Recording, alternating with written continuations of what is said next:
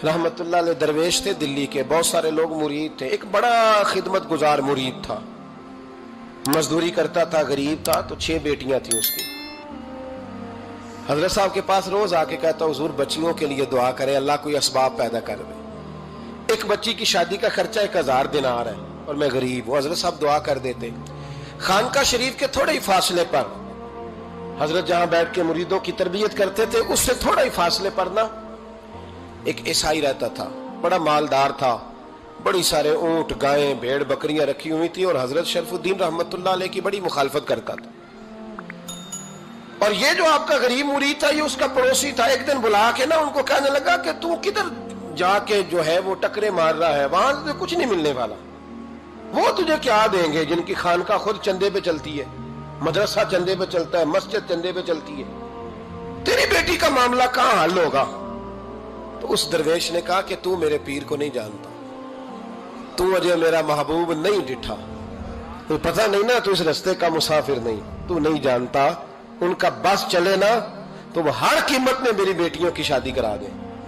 अब वो ईसाई था, कहने लगा अच्छा चलो ठीक है, अगर इतनी बात है ना तो जाओ उनसे जाके कह दो कि 6 साल के लिए मेरे साथ मुआहदा कर लें, वो मेरे जानवरों को चारा डाल दिया करे, 6 साल ड्यूटी करे, मैं 6000 दिनार दे देता हूं।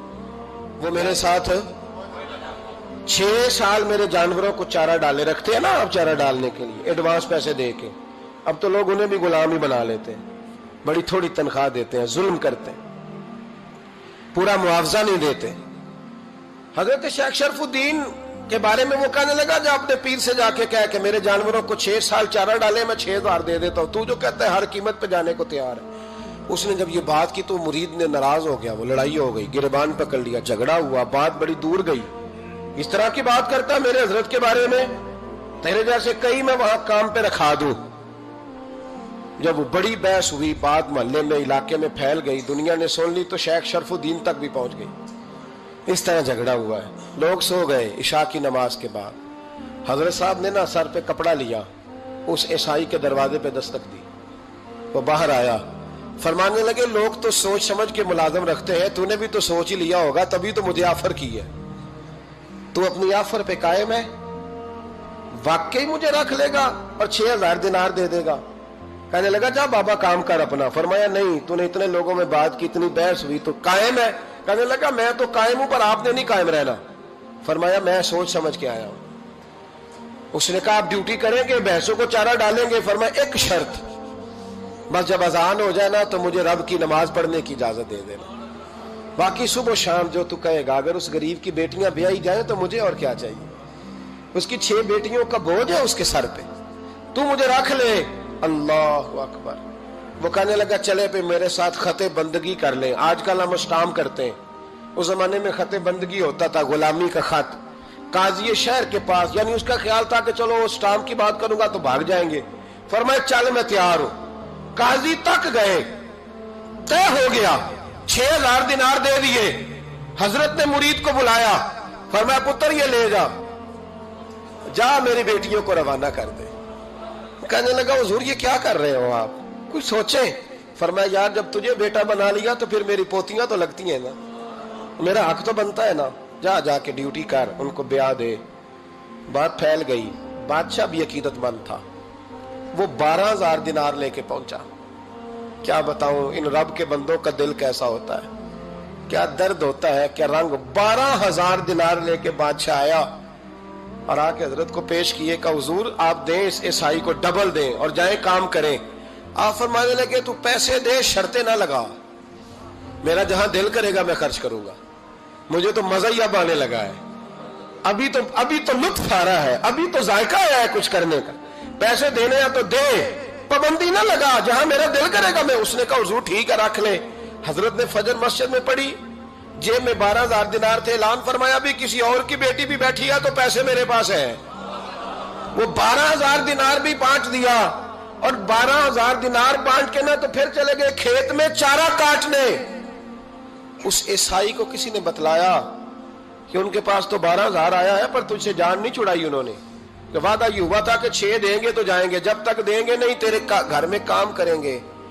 वो ना चारा काट रहे थे, हजरत साहब तो वहां पहुंच गया, दूर जाके खड़ा हो गया, कहने लगा बाबा پہلے تو میں نے مسلمانوں کے اخلاق سنے تھے، اب تو میں نے دیکھ بھی لیے. پر یہ بتا جب 12,000 آیا تھا جان کیوں نہیں چھڑائی؟ تو حضرت چارہ کاٹتے کاٹتے رو پڑے. فرمانے لگے تو نہیں نہ جانتا یہ بیٹیاں سانجھی ہوتی ہیں، پتہ نہیں نا. میرے رسول پاک نے تو حاتم تائی کی بیٹی کے سر پہ کپڑا رکھ کے کہا تھا بیٹیاں برابر ہوتی ہیں. تو یہ نہیں پتا جب اس کی 6 بیٹیوں کی شادی ہوئی ہے میرے اندر روحانیت کتنی بڑی ہے. فرمایا پھر 12,000 آیا ہے تو 2-4 بچیاں پھر گئی ہیں. تجھے نہیں پتا میں اندر سے راضی کتنا ہوں، میں تیری نوکری کرتا رہوں گا، پتہ نہیں اللہ کتنی بیٹیوں کو بیاہ دے گا. اتنا رویا وہ عیسائی کے پیروں میں بیٹھ گیا، کہنے لگا بابا میں نے تیری مخالفت کی ہے پر تیرے قریب آ کے پتہ چلا ہے کہ تو بہت اونچے اخلاق کا مالک ہے، اور اگر تیرا یہ مقام ہے تو تجھے اخلاق سکھانے والے محمد عربی کی شان کتنی ہوگی. ظالم کی بولیے جاتے نہیں لوگ جھوٹے گواہ بن کے. وکیل صاحب کو نہیں پتا ہوتا کہ یہ بندہ مجرم ہے جو میرے پاس آیا. کیا مجرموں کے وکیل نہیں ہوتے؟ بولے تو اس کو پتہ نہیں ہوتا وکیل صاحب کو کہ یہ صاحب مجرم ہے میرے پاس مقدمہ لے کے آئے. اور اگر بے ادبی نہ ہو جائے تو میرا خیال ہے قاضی عدالت کو بھی پتا ہوتا ہے کہ مجرم کون ہے اور مظلوم. میرے نبی پاک صلی اللہ علیہ وسلم نے اس قدر زیادہ سختی فرمائی اس مسئلے میں. فرمایا جس کو پتا تھا کہ فلاں آدمی ظالم ہے، ظلم کر رہا، پھر وہ ظالم کا گواہ بنا یا اس نے ظالم کی مدد کی، کتنی کی؟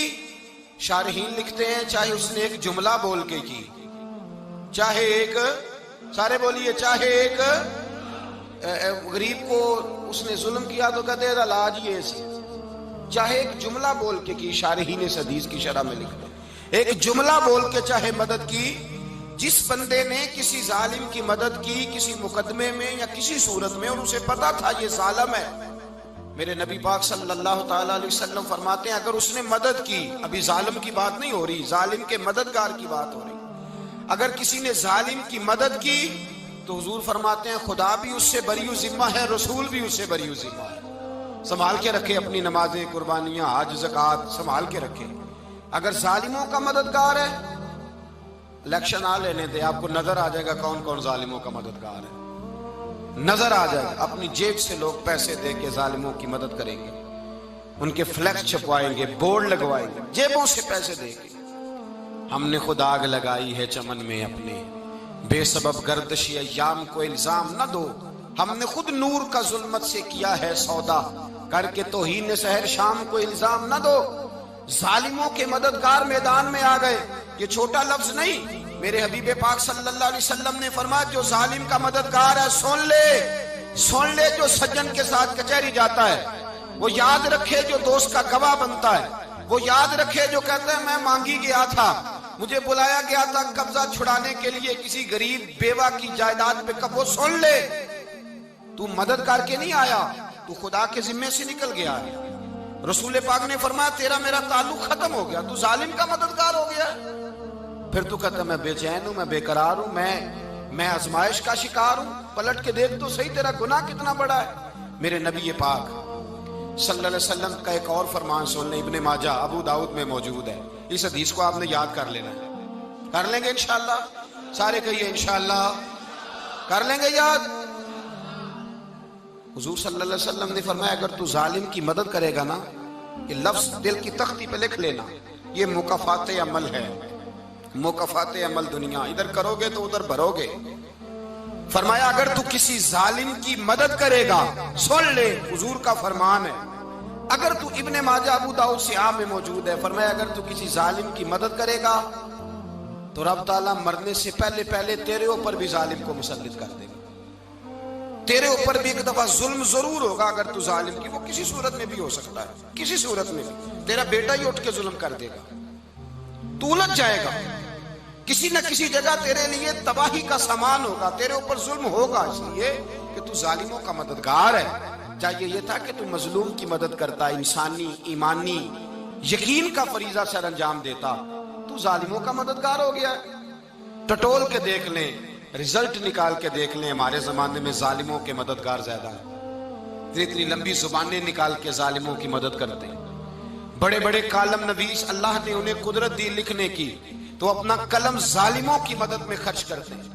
وہ لوگ جن کو اللہ تبارک و تعالیٰ نے قدرت دی، ہمت دی، طاقت دی، کچھ لوگ ان کے حلقہ احباب میں، وہ اپنے لوگوں کو استعمال کر کے ظالموں کی مدد کرتے ہیں، ظالموں کی مدد کرتے ہیں۔ میرے نبی کریم سید عالم نور مجسم صلی اللہ علیہ وسلم نے فرمایا، اگر تو نے ظالم کی مدد کی تو جب تک تو توبہ نہیں کرے گا رب تجھ سے ناراض ہی رہے گا۔ اللہ تجھ سے، او بھائی جس سے رب بھی ناراض ہو گیا، نہ کھانا نہ پینا نہ سونا نہ جاگنا نہ نیند، پھر تیری ہر چیز تیرے لیے آزمائش ہو جائے گی، پھر تیرا سایہ بھی تیرے لیے خوف کا سامان بنے گا، پھر زندگی جیتی جاگتی لاش بن جائے گی، تو اپنے کندھوں پر اپنی میت اٹھائے پھرے گا جب تو ظالم کا مددگار ہوگا۔ اور نبی پاک صلی اللہ علیہ وسلم نے فرمایا ظالموں کا مددگار بھی ظالم ہوتا ہے، ظالموں کا مددگار بھی، سارے بولے ظالموں کا مددگار بھی نہیں، کو نہیں، آپ سارے نہیں بولے، ایک دفعہ بولے ظالموں کا مددگار بھی، پکی بات ہے، ظالموں کا مددگار بھی۔ اللہ اکبر، جس کا یارانہ ہو، جس کا دوستانہ ہو، جو کہے میں نے نا اس کو اوکھے ویلے کے لیے ظالم کو یاد رکھا ہوا ہے۔ کبھی مشکل میں رکھے نہیں ہوئے لوگوں نے ظالم دوست، کہتے میں نے رکھے ہوئے ہیں، بلکہ ہمارے دیہات میں تو کہتے ہیں میں نے بازو بنائے ہوئے ہیں۔ کس کو بازو بنا لیا؟ ظالم بھی کبھی بازو ہوتا ہے، جو ظلم کی تلوار لیے میدان میں کھڑا ہے۔ قارون، حامان، فرعون، نمرود کا حال نہیں لوگوں نے دیکھا؟ اپنے زمانے میں آپ نے کتنے لوگ نہیں دیکھے جن کے سائے سے، آواز سے لوگ کانپتے تھے؟ پھر پولیس کی گاڑیوں میں وہ اس طرح مردہ پڑے کہ دنیا نے تماشا دیکھا ان کا۔ یہ رنگ ہم نے دیکھے نہیں اپنے آنکھوں سے۔ فرمایا ظالم کا مددگار بھی، جو کار میں بٹھا کے لے کے گیا وہ بھی ظالم، جس نے چائے پلائی وہ بھی، جس شخص نے کھانا کھلایا وہ بھی، جو کچہری تک ساتھ گیا وہ بھی، جس نے فلیکس کے نیچے، بڑے شرابی کے نیچے چھوٹی اپنی فوٹو لگائی وہ بھی، جو ووٹ کی پرچی ڈالنے گیا وہ بھی۔ کہہ دینا باہر نکل کے کہ حضرت صاحب نے سیاسی تقریر کی ہے، کہہ دینا، پر بات تو سچی ہے نا۔ خوگرے حمد سے تھوڑا سا گلا بھی سن لے، خوگرے حمد سے تھوڑا سا بھی گلا۔ امام مالک کے پاس ایک بندہ آیا، اس نے کہا حضور میں درزی ہوں، ایک ظالم بادشاہ مجھ سے کپڑے سلواتا ہے، میں تو ظالموں کا مددگار نہیں نا۔ ایک ظالم بادشاہ مجھ سے، حضور میں تو مددگار نہیں نا ظالموں کا، جو فرمایا ظالموں کا مددگار بھی ظالم ہوتا ہے، تو کپڑے لے کے آتا ہے میں سی کے دے دیتا ہوں، ذمہ داری نہیں۔ یہ ایک آدمی دکاندار ہے، اس سے کوئی بندہ چیز خریدنے آئے گا تو تھوڑی کہے گا میں نے نہیں دینی، تو دے گا۔ کوئی بندہ اگر کسی شخص سے کوئی کام کہتا ہے جو اس کی فیلڈ ہے، اس کا شعبہ ہے، اس کا معاش کا وہ سلسلہ ہے، کہتے ہیں یا رسول اللہ صلی اللہ علیہ وسلم ظالموں کا مددگار بھی ظالم، حضور نے فرما دیا۔ تو امام مالک سے بندے نے مسئلہ پوچھا، دل کی تختی پہ لکھنے والی باتیں ہیں، کہا حضور میں درزی ہوں، ظالم کپڑے سلواتے ہیں، میں تو مددگار نہیں نا۔ امام صاحب کہنے لگے نہیں، مددگار تو وہ ہوگا جو تجھے سوئی دھاگا فراہم کرے گا، تو پورے کپڑے سی کے دیتا ہے، تو خود بہت بڑا ظالم ہے، تو پورے سوٹ سی کے دیتا ہے، تو بہت بڑا ظالم خود ہے۔ مددگار تو وہ ہوگا جو تجھے دھاگا دے گا، جو تجھے بٹن دے گا، جو تجھے نلکی دے گا، جو ظالم سے اتنی نفرت ظلم کر کے بندہ ہے۔ یہاں تو ہمارے زمانے میں ہیرو بن جاتے ہیں لوگ، ظالم ہیرو ہے، لوگ اس سے ڈرتے پھرتے ہیں، گھومتے پھرتے ہیں، اور بہت سارے کم مزاج لوگ اس کے پیچھے ہاتھ باندھ کے پھرتے ہیں۔ ظالموں کی مدد کرنا، ظالموں کے ساتھ رہنا، یہ ظلم ہے، ظلم، یہ زیادتی ہے۔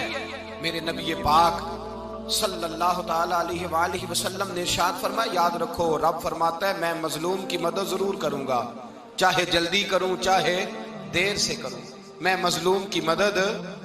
اور حضور صلی اللہ علیہ وسلم نے فرمایا ہے، حضرت معاذ بن جبل کہتے ہیں حضور نے مجھے یمن کا گورنر بنایا، جب میں جانے لگا نا تو حضور نے بڑی نصیحتیں کی، بخاری میں موجود ہے، فرماتے ہیں جب میں پلٹنے لگا تو میرے رسول نے فرمایا معاذ ایک منٹ ٹھہر جا، ایک بات میری یاد رکھنا، اس کو نہ بھولنا۔ کہا حضور کیا؟ فرمایا دیکھنا کسی پہ ظلم نہ کر بیٹھنا، کہیں تجھ سے زیادتی نہ ہو جائے۔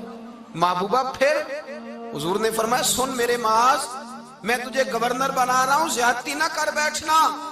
یا رسول اللہ صلی اللہ علیہ وسلم کیا ہوتا ہے؟ تو میرے کریم نے فرمایا جب مظلوم دعا کے لیے ہاتھ اٹھاتا ہے تو عرش کا مالک کہتا ہے فرشتوں پیچھے ہٹ جاؤ، عرش کا مالک کہتا ہے فرشتوں پیچھے ہٹ جاؤ۔